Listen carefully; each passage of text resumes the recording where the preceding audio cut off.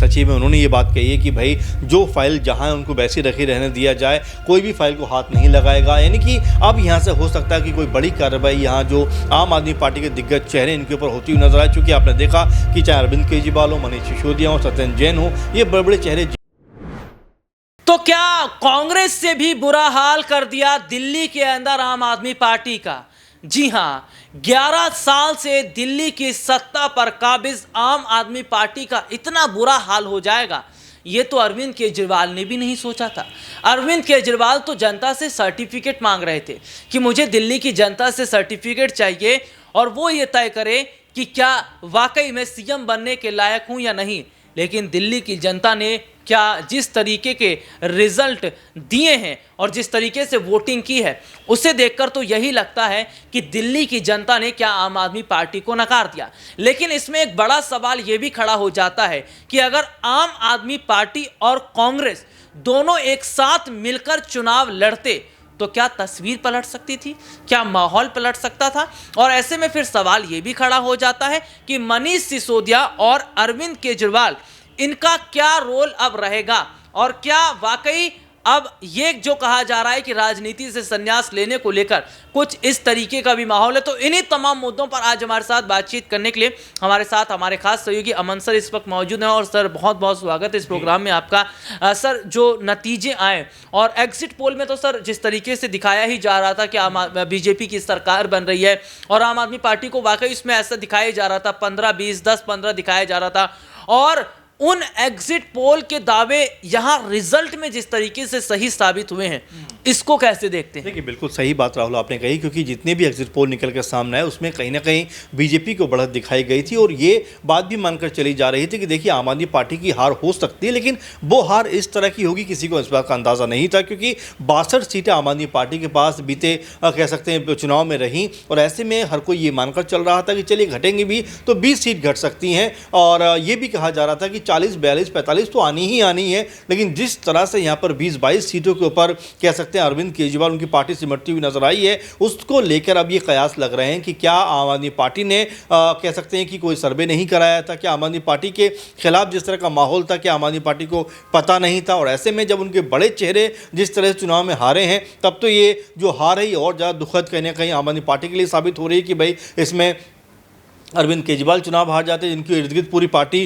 कह सकते हैं चुनाव लड़ती हुई नजर आती है। इसमें मनीष सिसोदिया चुनाव हार जाते हैं, जो शिक्षा जगत में क्रांति के लिए जाने जाते हैं। सत्येंद्र जैन जैसा बड़ा नाम हार जाते हैं, जो स्वास्थ्य जगत में बेहतरी के लिए जाने जाते हैं। सौरभ भारद्वाज यहाँ से चुनाव हार जाते हैं। यानी दिग्गज चेहरे जिस तरह से आम आदमी पार्टी के हारे हैं, उसके बाद यही कहा जा रहा है कि क्या अब यहाँ कोई बड़ा बदलाव आम आदमी पार्टी में हो सकता है, क्या बड़ा बदलाव आम आदमी पार्टी करती हुई नजर आ सकती है। और सबसे महत्वपूर्ण बात कि क्या हार की जिम्मेदारी अब अरविंद केजरीवाल लेते हुए नजर आएंगे, क्योंकि उन्हीं के नाम पर चुनाव लड़ा गया। आपको याद होगा कि जब चुनाव से पहले पूछा गया था कि भाई मुख्यमंत्री कौन होगा, अरविंद केजरीवाल ने कहा कि मुख्यमंत्री तो मैं ही होऊंगा। तो ये तमाम जो बातें हैं ये नजर आ रही थी कि यहाँ पर जो आम आदमी पार्टी है वो शायद ओवर कॉन्फिडेंस में थी, जो उसकी कह सकते हैं कि बड़ी लीडरशिप है, अनुभवी जो लीडरशिप है, वो ये सोच रही थी कि वो आराम से चुनाव निकाल लेंगे। लेकिन जिस तरह से चुनाव में पार्टी की हार हुई है, खुद जो बड़ी लीडरशिप हारी है, उसके बाद आम आदमी पार्टी में ऐसा लगता है कि बड़ा बदलाव होता हुआ नजर आ सकता है। सर मेरा एक सवाल यहाँ पर यह भी रहेगा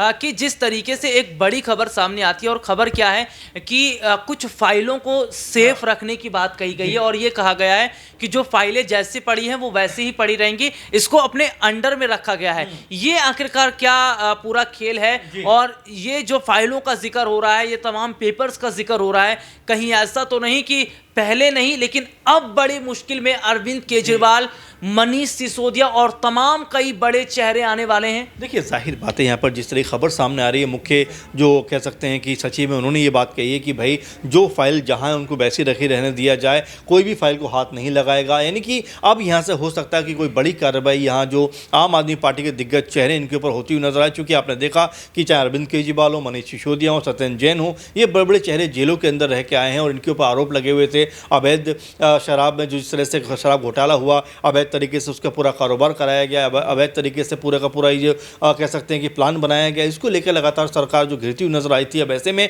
हो सकता है कि बीजेपी जब सत्ता में आई है तो इन तमाम चीज़ों के ऊपर निगरानी करे, और यहाँ ये भी हो सकता है कि आने वाले दिनों में इन पूरे के पूरे मामले पर कार्रवाई तेज होती हुई नजर आए, क्योंकि यहाँ पार्टी के बड़े चेहरों की हार ने कहीं ना कहीं जो आम आदमी पार्टी के जो नेता हैं, जो लोग हैं, उनका मनोबल कहीं ना कहीं तोड़ने का काम किया है। और हो सकता है कि अरविंद केजरीवाल इस बात को लेकर कोई बड़ा कह सकते हैं ऐलान भी करते हुए नजर आ जाए, क्योंकि देखिए आम आदमी पार्टी अब कहीं ना कहीं कह सकते हैं कि एक ऐसे मोड़ पर आकर खड़ी हो गई है जहां पर उसको अपने आप को सोचने समझने की ज़रूरत है। क्योंकि यहाँ जिस तरह से हार हुई है, इसके बाद पंजाब में 1-1.5 साल के बाद इलेक्शन है, तो इसकी आंच वहाँ भी पहुँचती हुई नजर आ सकती है। उससे पहले पार्टी को अपने आप को मजबूत करना पड़ेगा, ताकतवर बनाना पड़ेगा, लोगों का विश्वास बहाल करना पड़ेगा। क्योंकि दिल्ली में आपने देखा कि कोई भी ये मानकर चल नहीं रहा था कि आम आदमी पार्टी की हार हो सकती है, लेकिन अब जिस तरह हार हुई है उसके बाद पंजाब में भी ये बात लग रही है कि क्या पार्टी को वहाँ भी बदलाव करने की ज़रूरत तो है, और ऐसे में अगर पार्टी बदलाव नहीं करती है तो इसका खामियाजा भी उनको उठाना पड़ सकता है। जी सर, एक आखिरी सवाल मेरा इसमें रहेगा। मेरा आखिरी सवाल ये है, मैं यहाँ पर अन्ना हजारे का आज जिक्र करना चाहूँगा।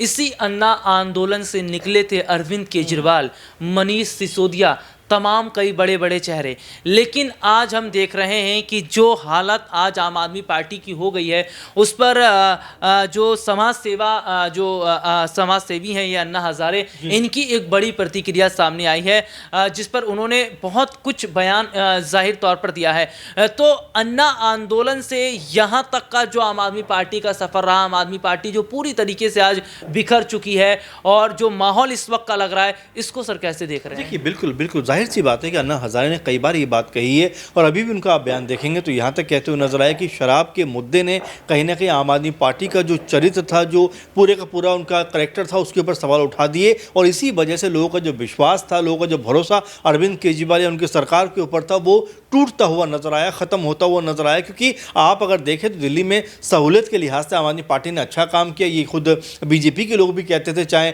मोहल्ला क्लिनिक की बात करें, चाहे हम फ्री बसों की बात करें महिलाओं के लिए, चाहे या फिर हम अच्छे स्कूलों की बात करें, ये सब अरविंद केजरीवाल की देन थी। उन्होंने कह सकते हैं अच्छा काम दिल्ली के अंदर किया, और ये कह सकते हैं प्रशंसा का पात्र भी रहा। लेकिन जिस तरह से हमने देखा कि जो महत्वपूर्ण जो कई मामले ऐसे रहे जहाँ पर अरविंद केजरीवाल उनकी सरकार से चूक हुई, आपने देखा शराब को लेकर जिस तरह दिल्ली में एक माहौल बना कि भाई एक के साथ एक मुफ्त क्यों कह सकते हैं बोतल दी जा रही है, इससे तो आप लोगों को और ज़्यादा शराबी बनाने का प्रयास कर रहे हैं। और इसकी लगातार आलोचना अरविंद केजरीवाल की होती रही, और अभी भी आप देखेंगे लोगों में यही बात को लेकर गुस्सा था कि आखिर शराब को लेकर इतना उत्साहित क्यों थी आम आदमी पार्टी। लोगों के अंदर इस तरह से जो जिज्ञासा उत्पन्न होती है कि अगर एक के साथ एक मुफ्त मिल रही है तो उनके अंदर पीने की ललक जो है बहुत ज़्यादा बढ़ जाती है। तो कहीं ना कहीं दिल्ली को शराबी बनाने की जैसी जो बातें हैं वो भी अरविंद केजरीवाल के लिए कही जाने लगी, और यही बात अन्ना हजारे ने भी कही है कि भाई आपको ऐसा नहीं करना चाहिए था।